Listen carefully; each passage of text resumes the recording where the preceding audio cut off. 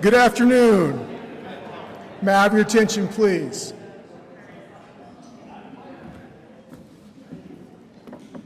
I'm your Mayor, Lawrence Hawkins III, and good afternoon and welcome coming out for this event of opening up this time capsule, 32 years of patience. We are here to open a time capsule that was placed in this building 32 years ago by the city's elected officials. A time capsule is a cache of historical goods, items, and information that were relevant at that time, were important in being representative of things that were going on in that culture at that time. On October 2nd, 1992, you think back to where you were. I know there's some people that probably were not born. But for me, it was the fall of my senior year of high school. About this time, I would have been focused on playing football for the mighty Princeton Vikings. When you go back and look at what else was going on at that time, the group Boys to Men was at the top of the charts in terms of music with the song End of the Road. Also popular back then in terms of fashion were colored tights, leotards, flannel shirts, ripped jeans, mom jeans, which have come back in style, as well as bib overalls and Doc Martens. Popular video games included Duck Hunt, Legend of Zelda, and Paperboy, which is still one of my favorites. Popular toys that kids were playing with included micro machines and squirt guns that were super soakers.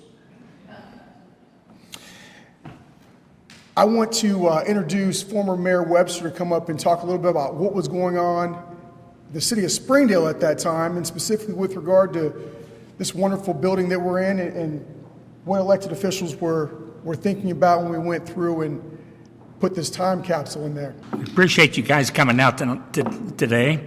And if I've been asked once, I've been asked 20 times, what's in that capsule? And I really don't know. All I know is that the day we sealed that up, I was back in my office eating a ham sandwich.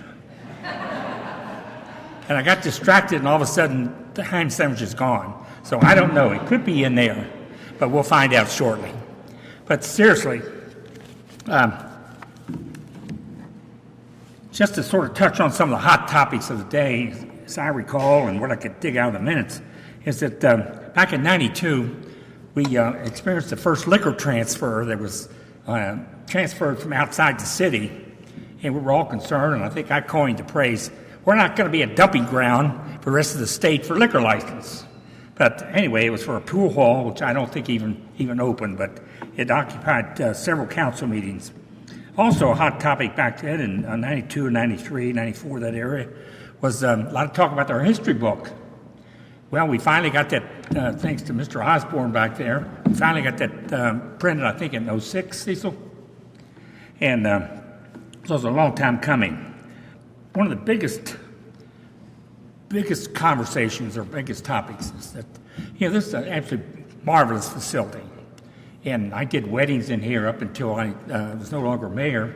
And lots of times I'd have people come in and they'd say, wow, is this new? And I'd point them to the plaque here. I'd say, we moved in here in 1992. And he just couldn't believe it. So anyway, I'm very proud of what we did back in 91, 92 to build this. But it was not without a lot of some casualties politically. Most of the council members that voted to build this got defeated in the '91 election. And that's just how bitter some of the community members were. They thought we were spending too much money. And the new council that came in '91, they were adamantly opposed to it. As a matter of fact, the plaque that you see here, you can't see it now because it's covered, but this is a replacement plaque. The original plaque did not have the names of the mayor, Mayor Pitt, or Mayor French. It did not have names of all the council members that made the decision back in '91 to build this building. It didn't have the city solicitor's name on here. It didn't have the assistant city administrator. So they had the council had their own names on it. And they had mine, because I got reelected in '91.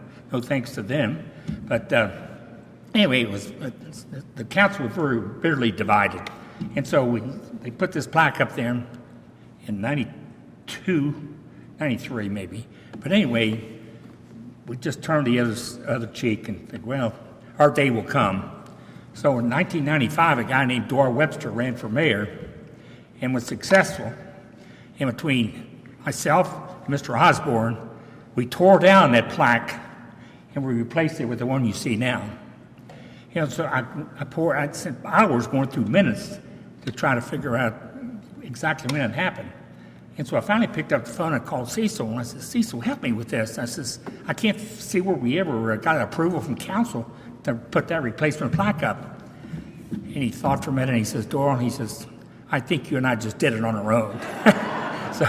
so I'm going to take him's word, and I think the statute of limitations is run out on by now, I think, Cecil. So anyway, that's the little story behind the plaque. So I'm looking forward to unveiling what we have here. And hopefully we'll have another one in 30 years from now. But somebody else can open that one. Cecil, thank you. Thank you, Mr. Mayor.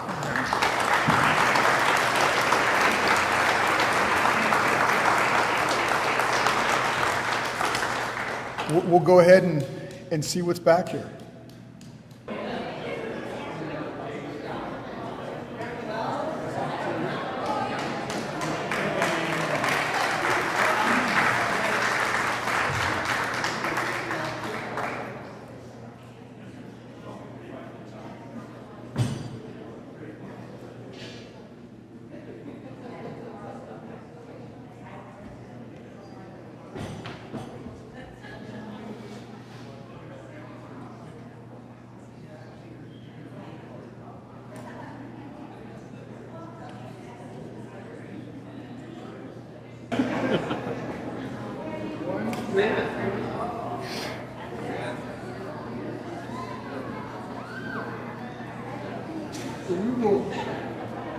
So we'll lay these items out, folks can peruse them at their leisure. Again, we appreciate everybody coming out and enjoy beverages and cookies. Thank you.